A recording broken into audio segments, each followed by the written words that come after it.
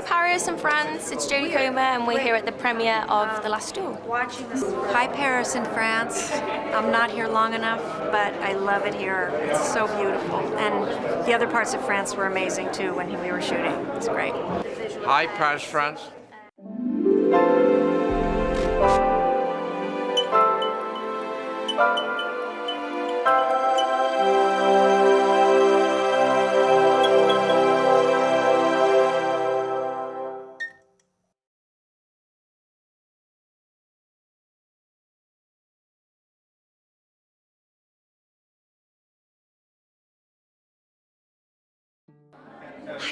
I don't know what I expect the feedback to be. I just hope people go into this with an open mind, you know. I think people can go into movies sometimes having a preconceived idea of what they think it's going to be, and I think they will be surprised by how we've told this story, and I know it's something we're all really, really proud of. So, and it's also a film that you really do need to go into a cinema to see, so I would really encourage people, you know, as soon as the film is available wherever they live to get to the cinema.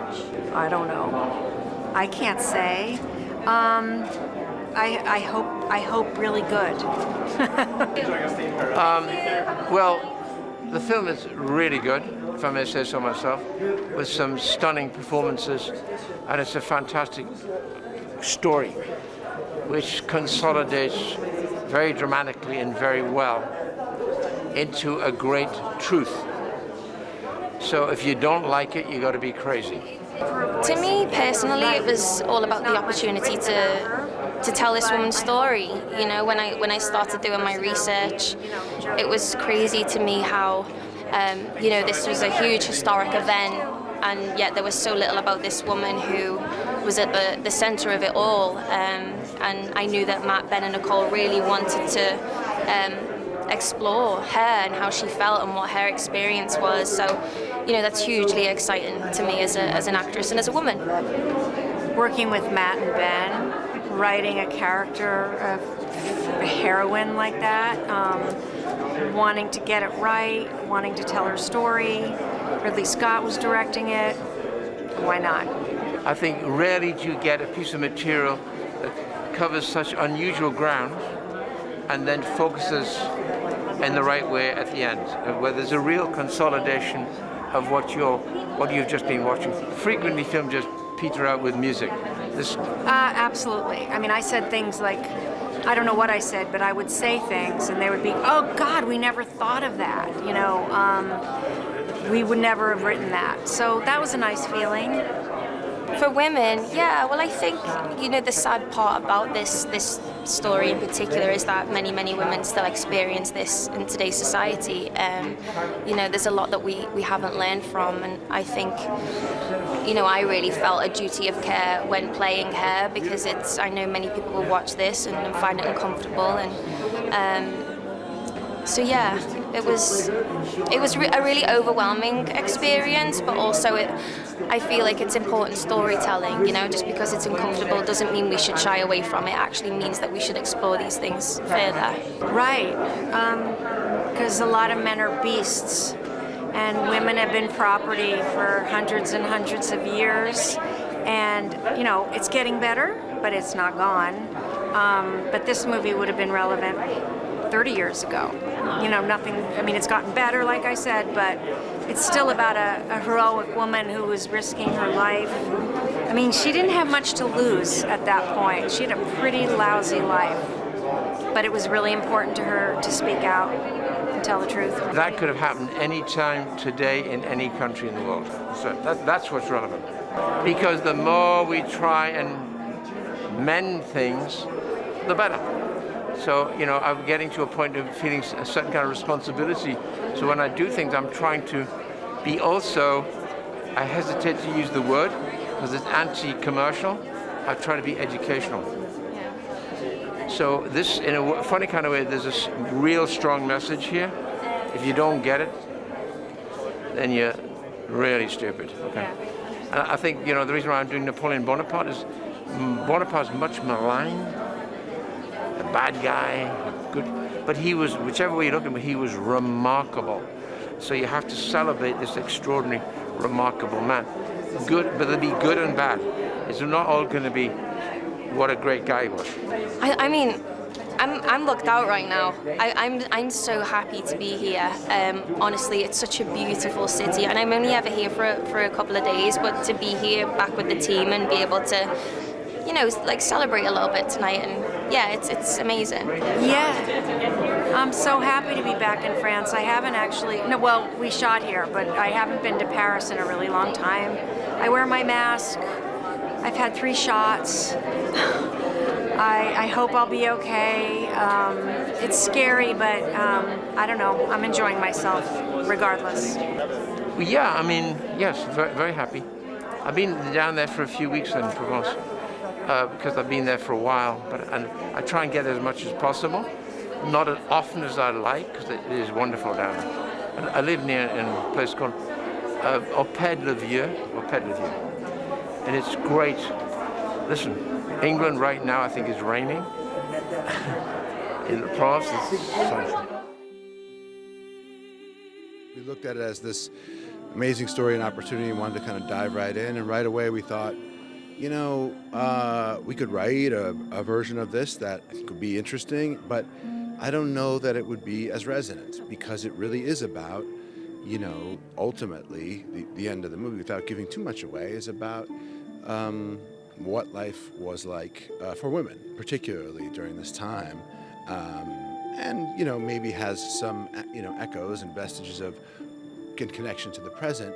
But we didn't try to say, oh, we're making a statement about the present. We tried to talk about this you know, our sort of ancestral Western European culture from the Middle Ages. It's constructed with 3 different perspectives, and the idea really was that you lead with the 2 male perspectives, and you try to lure the audience into kind of a false choice between these 2 guys, and then reveal this world of women in the 3rd act that's been entirely ignored by the male stories, because in that time and in movies really in general, that tends to happen. But in that time, a woman was not seen as a person. She was seen as property, the property of her father, and then once she reached a certain age, she was married off to a man that, you know, her father would arrange, you know, in basically a real estate deal to marry her to a man who was usually around the age of her father, and then she became his property,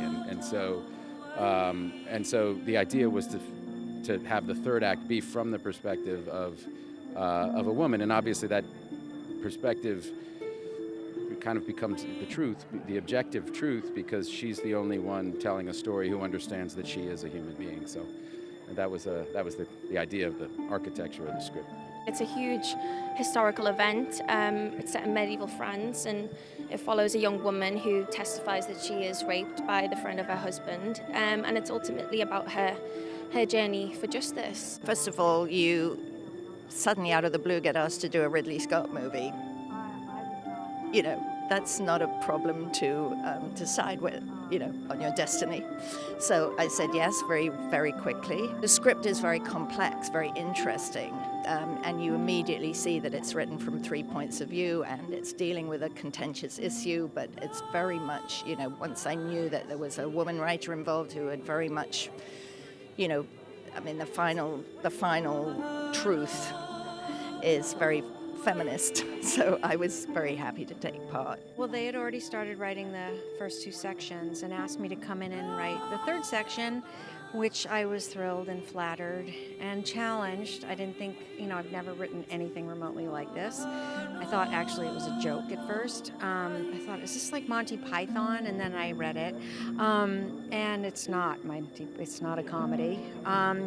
And then we all collaborated together. I mean, kind of wrote separately and together, and we had some historians watch over us to make sure we weren't making fools of ourselves. It was fun working with Matt, and I'm really proud of the movie, and Jodie's amazing in it, you know, and Adam is really, really good, and those 2 parts were pivotal. You know, the movie, because of the delicate nature of sort of the unreliable narrators at the beginning and then the reveal of the real story, in our view, you know, it had to be subtle, it had to be nuanced, and also we didn't want to feel preachy or obvious.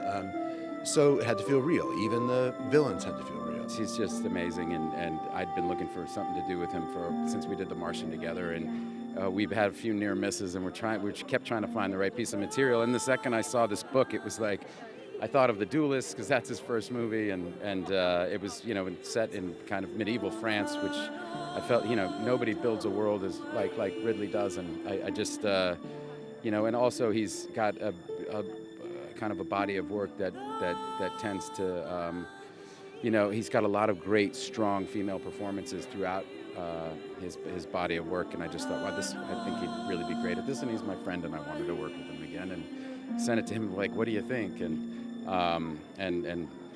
he said yes, thankfully. The story, the film is split up into 3 perspectives. We start off with CARROUGES, who is my husband, who's played by the wonderful Matt Damon. And then there's Legree, played by the equally lovely Adam Driver. And the interesting thing is that, you know, it's this kind of exploration of 3 perspectives, but there ultimately only being one truth, and the truth is Marguerite, you know, who kind of we end on in the final chapter. And it was really interesting for me because in order for the kind of story to work, I had to, well, we all had to really play into each other's narratives. You know, I had to really kind of give the men what it was that they thought of me and needed of me in each moment, which you don't usually have to think of when you come to a project. You usually just focus on your own intentions, and you don't have to worry what anyone else needs from you or thinks of you. So it was a really interesting way to work. It's a classic story of a woman who had a hard time, and so she doesn't like to see someone else fighting against the status quo that she somehow managed to endure, and takes pride in having endured. And you know, it's a hostility between the 2 women, which is sad because I like to portray more friendship between women. But it's very obviously true of the time that women had no power at all. You know, absolutely no. So she's found her way through, and she thinks everybody should knuckle under and do what she did. The film is constructed in 3 separate parts, each from the person's point of view. Ridley had a wonderful idea for the hair and the robes and the jewelry and the whole thing as like sort of embodying privilege and, you know, luxury and all these things, which in particular at that time really stood in stark contrast to the way people lived, you know. But it also meant that I could really take risks and go a long way as an actor. I play Marguerite, and I think the thing that I was most excited about was the opportunity to give this woman a voice. You know, sadly, when I was doing my research, it was crazy to me how much information and detail there was about the men, and there was so little about her. So it was a real honor to, you know, hopefully give her some justice and tell her story. This character of Marguerite de Carrouges, because that was really what jumped off the page of reading the book. That was why we wanted to adapt the book. That's why we wanted to tell this story. She's this incredible hero that we'd never heard of, and it's the kind of person you want to make a movie about the second you hear the incredible courage that she had and what she was up against and what she did in the context of the world and the culture in which she was born and raised. It's really amazing and something to be celebrated. I love the epic nature of it, particularly now, although we weren't thinking that way, but I love the fact that we're coming back to the cinema big time. We're coming into big movie theaters, and it has to be seen on a big screen, you know. It's in your face, beautiful, dramatic cinematography, and you just want the story told that way. You want to immerse yourself in that world. And so you smell it and you taste it, and you know, it's gritty. But then there's the psychology of it, which is very delicate. And, you know, you're just in these very brilliant hands, you know, so you're just doing your job, which is to pick your way through the character, but the context is being so supported by these geniuses at work, you know. So it was a very beautiful time. The thing that really strikes me about Ridley is his attention to detail. You know, he's meticulous and he doesn't miss a trick, and he's a part of every decision in every, you know, camp, whether that be hair and makeup, whether it be art department, set design, location. And it's so immersive, you know. He also films with like 4 or 5 cameras rolling at any given moment, which creates a real energy and forces everyone to be really present, and you come away from that experience feeling incredibly spoiled, because that's not what you get on every other set. There are some great villain portrayals in history, so it does give you an opportunity to play things that you don't usually get to play. So, you know, look, I love this movie. I loved working with Matt and Nicole. I'd love to do it again. Ridley's spectacular. The actors are great. Being introduced to this remarkable woman, I felt so empowered when playing her, and I hope the audience take that away. I hope they're moved. And also, you know, this is a Ridley Scott film. It's a spectacle. It's huge. It's beautiful. It's grand. It's, you know, the last sequence in particular with the duel is just so magnificent. And when I seen it in the cinema for the first time in Venice, like, it's so immersive. You know, when you're in there with the sound, and it's just huge. So I really think there's something for everyone in this movie. I think having been away from the cinema for so long, this will be a real testimony to the great art of immersive cinematography, you know, that I think they're going to see, gosh, on my iPhone this would not be so good. You know, that just that thing we've been missing of being in a room together and the lights going down and disappearing into another world. This is the movie you need for that. Yeah, well, I think for me, you know, when I was made aware of the project and like the opportunity from Ridley, I read the book, and it was this huge historical event which happened due to, you know, the kind of actions that against this woman, the assault against this woman, and yet there was very, very little about her. And then, you know, knowing that Matt, Ben, and Nicole really wanted to create this and kind of set it up from 3 different perspectives, but ultimately be able to give her a voice and for her to tell her truth. You know, when you look at the history of that time, like, she had everything to lose by speaking out in the way she did. There's no reason for her to do what she did. So yeah, to be able to give her a voice ultimately. I'm playing Robert THIBOUVILLE. Fun to pronounce it because not many can. He was a bit of a funny old soul, really, because he's playing Jodie's dad in the film, and he fought for the French because he was French, and then changed and fought for the English when he was on the losing side. He said, I'm going to go to the English, and then the English lost, and then he went back to the French, which wasn't really appreciated by the local landlord, played by Ben Affleck, who he's a bit cross with him and doesn't like him. And I have to sell my daughter in this, which is quite an interesting thing, negotiating a dowry. As you know, the film's in 3 different sections. So we've got Matt's point of view, Adam's point of view, and Jodie's point of view. They're not their characters' names, obviously. And so I'm negotiating her dowry in each one very differently, isn't it? I mean, it's quite spectacular. And I thought Ridley, I think he's a genius, I have to say. I'm such a big fan of working with him. I would do it every day of the week if I could. I mean, I think for me, what I took away from her and this story was I felt empowered by her. You know, like I said, she had everything to lose by speaking out, and the courage that takes. You know, so I think, you know, especially women, you know, I would like them to come away feeling empowered. Yeah, but there was so little. Like, even there's like one known painting of her, and it's erased purely just over time. So there isn't really like a real kind of, you know, there's not really any solid information of what she looked like. Then I got to work with Nicole, and Nicole kind of had that freedom of using the information that she had, but then ultimately had to create this woman. And hopefully we really got an essence of her resilience and the kind of the strength that she had.